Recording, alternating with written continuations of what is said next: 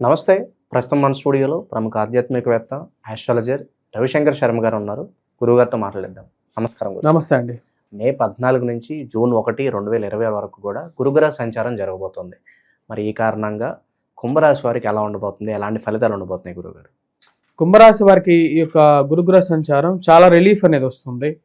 ముఖ్యంగా వచ్చేటప్పటికి ఏలినాటి శని ప్రభావ రీత్యా గత 5 సంవత్సరాలు చాలా కష్టాన్ని అనుభవించారు. ఎందుకంటే గోచార రీత్యా గురువు సరైనటువంటి స్థితిలో లేకపోవటం, శని యొక్క ప్రభావం అంటే జన్మరాశిలో ఉన్నప్పుడు ప్రభావం చాలా ఎక్కువగా ఉంటుంది. కానీ 29వ తారీఖున మార్చి 29వ తారీఖున శనిగ్రహ సంచారం ఎప్పుడైతే ధనస్థానంలోకి జరిగిందో, మరి అదేవిధంగా గురువు యొక్క సంచారం రేపు రాబోతున్నటువంటి 14వ తారీఖున పంచమంలోకి అంటే రజతమూర్తిగా మారబోతున్నాడు. ఇప్పటి వరకు లోహమూర్తిగా ఎటువంటి ఫలితాన్ని ఇవ్వకుండా నిష్ఫలితాన్ని ఇచ్చినటువంటి గురువు ఇక మీదట 3/4 వంతు అంటే 100లో 75% పనులు సమకూరేటట్లుగా గురుబలాన్ని ఇచ్చేటువంటి స్థితిలోకి ఉన్నాడు.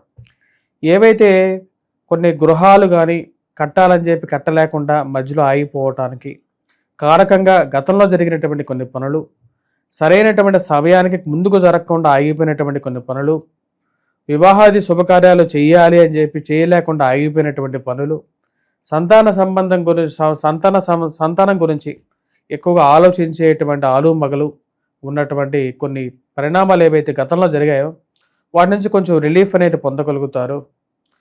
జన్మరాశిలోంచి శని సంచారం తర్వాత వైవాహిక జీవితంలోనే కొంచెం ప్రశాంతత అనేది ఏర్పడుతుంది. వాటితో పాటు ఇప్పుడు కొత్తగా వచ్చేటప్పటికి సంతాన యోగ్యత అనేది పొందగలుగుతారు. వివాహ ప్రయత్నాల్లో అనుకూలత, ముఖ్యంగా స్త్రీలకి సుమంగళి యోగ్యత అనేది పొందుతారు.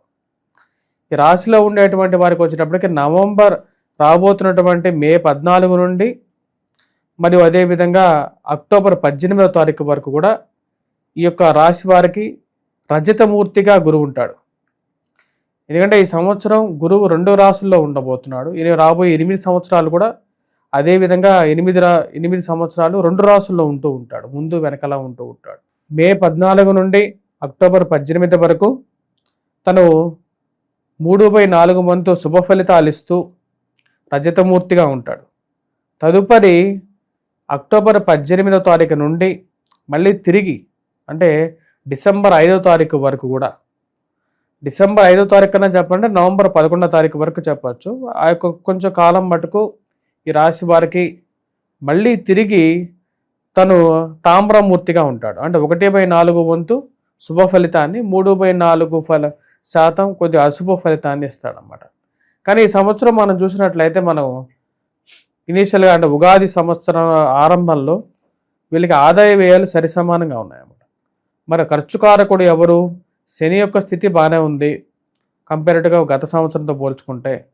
మరియు అదేవిధంగా గురువు రజతమూర్తిగా మారిపోయాడు, శని కూడా రజతమూర్తిగా ఉన్నాడు. మరి ఎవరు కష్టాన్ని కలిగించబోతున్నారు అంటే ఈ సంవత్సరం ఖర్చుకారకుడు రాహువు జన్మరాశిలోకి రాబోతున్నాడు. జన్మరాశిలోకి రాబోతున్నటువంటి రాహువు కొన్ని కష్టాన్ని కూడా కలిగించగలడు. ఎందుకంటే సప్తమంలో కేతువు ఉన్నాడు కాబట్టి కేతువు యొక్క ప్రభావం అనేది కొన్ని కష్టాన్ని కలిగించే విధంగా ఉంటుంది. కానీ ఈ సంవత్సరం గురుగ్రహ సంచారం అనేది కొంచెం యోగ్యతను ఇవ్వగలుగుతుంది. ఎక్సెప్ట్ అక్టోబర్ నుంచి డిసెంబర్ వరకు కొంచెం కష్టాన్ని, కరెక్ట్గా చెప్పాలంటే అక్టోబర్ 18 నుండి నవంబర్ 11వ తారీఖు వరకు ఈ రాశి వారికి కొంచెం ఫైనాన్షియల్గాను మరియు అదేవిధంగా కొన్ని ఆరోగ్యపరంగాను కొన్ని సమస్యల విషయంలో కొన్ని జాగ్రత్తలు అనేవి కావాలి.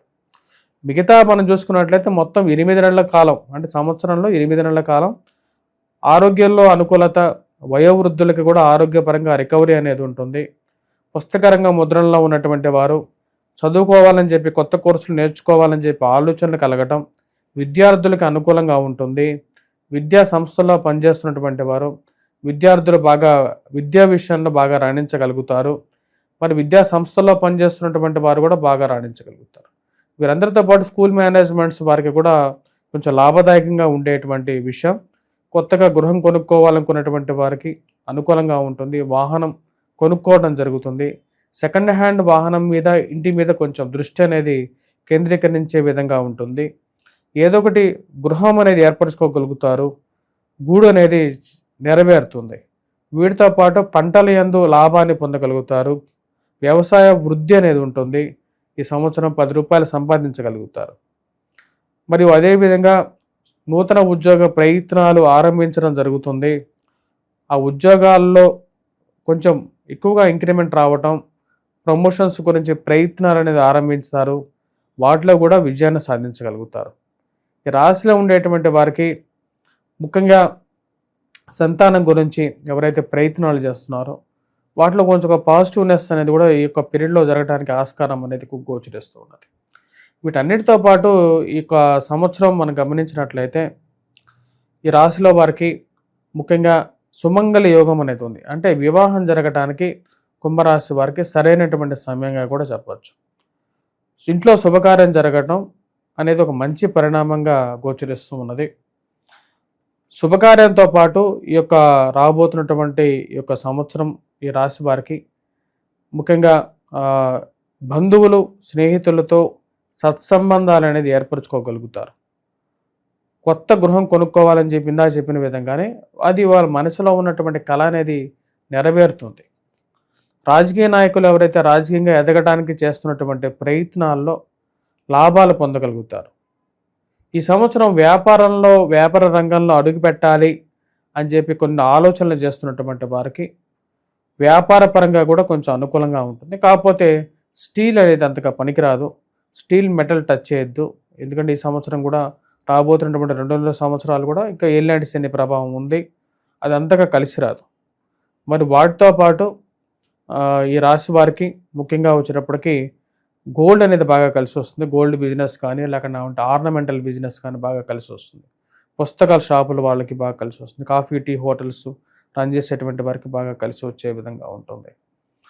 ఈ రాశిలో ఉండేటువంటి వారికి వైవాహిక జీవితంలో చిన్న చిన్న మనస్పర్ధలు అనేవి కూడా జరుగుతాయి ఈ సంవత్సరం. దానికి కారణం గురువు కాదు, రాహు యొక్క స్థితి, కేతువు యొక్క స్థితి. కేతువు సప్తమంలో శత్రుస్థానంలోకి రాబోతున్నాడు ఈ సంవత్సరం. దాని ప్రభావం రీత్యా వచ్చినప్పటికీ వైవాహిక జీవితంలో సమస్యల కారకంగా ఉంటుంది. కాబట్టి ఆ విషయంలో కొద్దిగా జాగ్రత్త అనేది అవసరం. మరియు విద్యార్థులు ముఖ్యంగా వచ్చినప్పటికీ పునర్విద్య చేయాలనుకుంటారు. అంటే ఆపేసి మళ్ళీ చదువుకోవాలని చెప్పి కొన్ని కారణాల వల్ల కొన్ని జరుగుతూ ఉంటాయి. ఆ విషయాల్లో విజయాన్ని కొంచెం మళ్ళీ ముందు గాడిలో పడతారన్నమాట. అదొక మంచి పరిణామం. గవర్నమెంట్ రిలేటెడ్ ఎగ్జామ్స్ గురించి ప్రయత్నాలు చేస్తున్నటువంటి వారు లేకపోతే ఉద్యోగం సాధించాలని చెప్పి ప్రయత్నాలు కొంతమంది చేస్తే వీళ్ళనుకుంటారు. వారికి కూడా ఈ సంవత్సరం ఒక మంచి ఫలితాన్ని రావడానికి ఆస్కారంగా ఉంది. ఈ ఫలితాలు అనేవి ఈ సంవత్సరం కుంభరాశి వారికి స్పెషల్. ఎందుకంటే గత సంవత్సరం అంతకుముందు ఉన్న సంవత్సరాలతో పోల్చుకుంటే ఈ సంవత్సరం కొంచెం బెటర్మెంట్ అనేది ఇంప్రూవ్మెంట్ దశలోకి వెళ్తూ ఉంది. గురుగారు, ప్రజెంట్ ఉన్న గ్రాస్ స్థితి బట్టి ఈ రాశి వారు ఎలాంటి పరిహారాలు చేసుకుంటే మంచిది అంటారు? ఈ రాశి వారికి ఈ సంవత్సరం గురుగ్రహ సంచారం అనుకూలంగా ఉంది మే 14వ తారీఖు నుండి. కానీ మధ్యలో నేను ఇందాక చెప్పిన విధంగా అక్టోబర్ 18 నుండి మళ్ళీ తిరిగి డిసెంబర్ 5వ తారీఖు వరకు గురుగ్రహ సంచారం సరిగా లేదు. అంటే షష్టమంలోకి జరుగుతున్నటువంటి గురువు పూర్తి యోగ్యాన్ని ఇవ్వడం.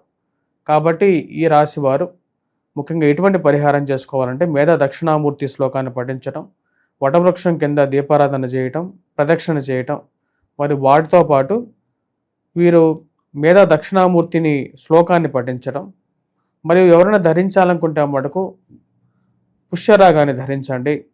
వాటితో పాటు ఈ రాశిలో ఉండేటువంటి వారికి రాహు స్థితి బాగలేదు ఈ సంవత్సరం. మరియు అదేవిధంగా శని స్థితి బాగలేదు, కేతు స్థితి కూడా బాగలేదు. శని ఏలినాటి శని ప్రభావం అయితే వెంకటేశ్వర స్వామి దేవాలయ దర్శనం చేసుకుంటే సరిపోతుంది. కానీ ప్రయాణం చేసేటప్పుడు కొంచెం జాగ్రత్త, ఖర్చు పెట్టేటప్పుడు జాగ్రత్తగా ఉండాలి. జన్మరాశిలో ఉన్నటువంటి రాహువు, సప్తమంలో ఉన్నటువంటి కేతువు. రాహు ఒకంతా పర్వాలేదు కానీ కేతువు స్థితి బాగాలేదు, శత్రుస్థానంలో ఉన్నాడు అన్నమాట.